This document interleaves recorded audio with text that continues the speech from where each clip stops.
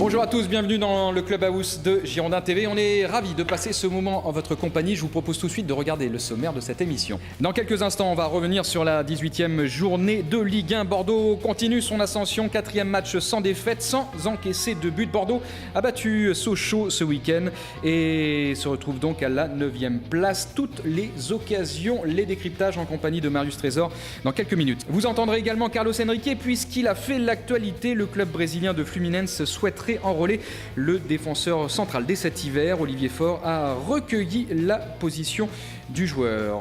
On se projettera également sur la dernière journée des phases allées avec le déplacement demain de Bordeaux à Rennes. Vous entendrez dans cette émission Francis Gillot, Benoît Trémoulinas et David Bellion en conférence de presse. C'était hier sur la plaine des sports du Hayan. Allez, c'est parti.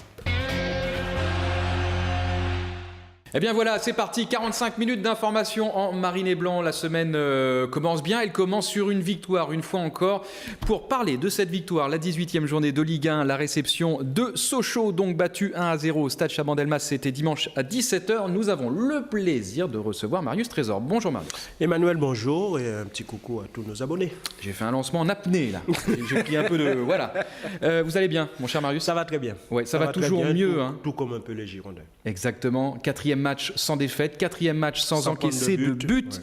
Ouais. Vous savez, j'ai vu une stat hier qui était intéressante. Depuis les 6 dernières journées, si on faisait un classement des 6 dernières journées, Bordeaux serait 5 ou 6e? 5e. Depuis la 11e journée. C'est ça. Bordeaux a pris, je crois, 15 points. 15 points, je crois, depuis la 11e journée. D'accord. Bordeaux et là, dernièrement, 12 sur 15. Voilà. Donc, c'est bien, il faudrait continuer.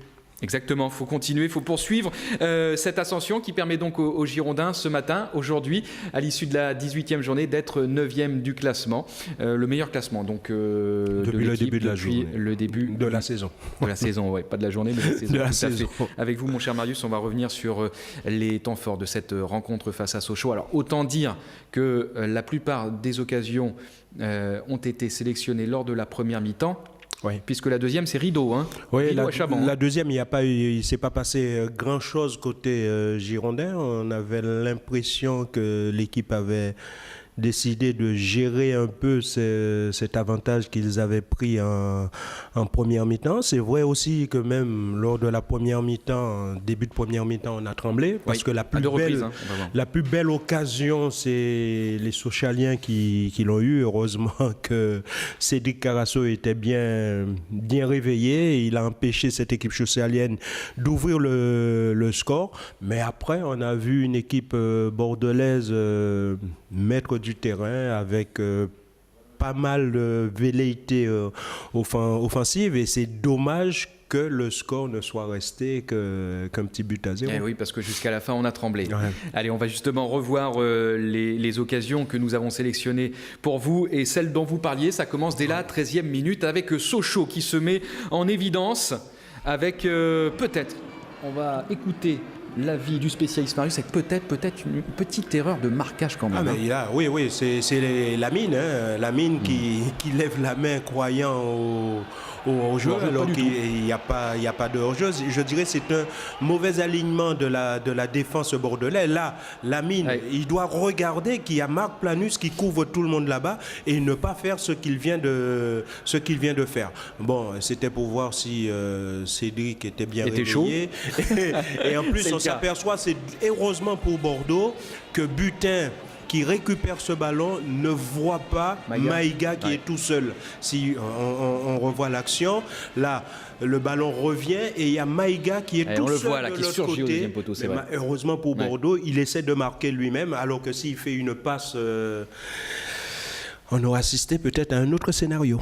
Allez, 15e minute, occasion. Cette fois pour les Girondins de Bordeaux. Récupération, Henri Cévé. Ouais.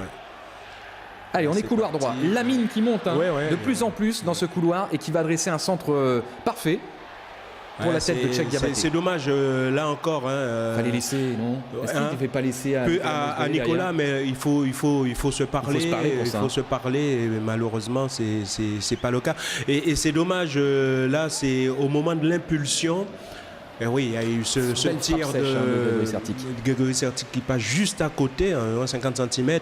Mais je dirais aussi sur l'action, c'est Cheikh Diabaté, c'est dommage qu'il ait un mauvais timing, parce que s'il saute bien, il peut rabattre le ballon et pourquoi pas ouvrir le score pour les Girondins.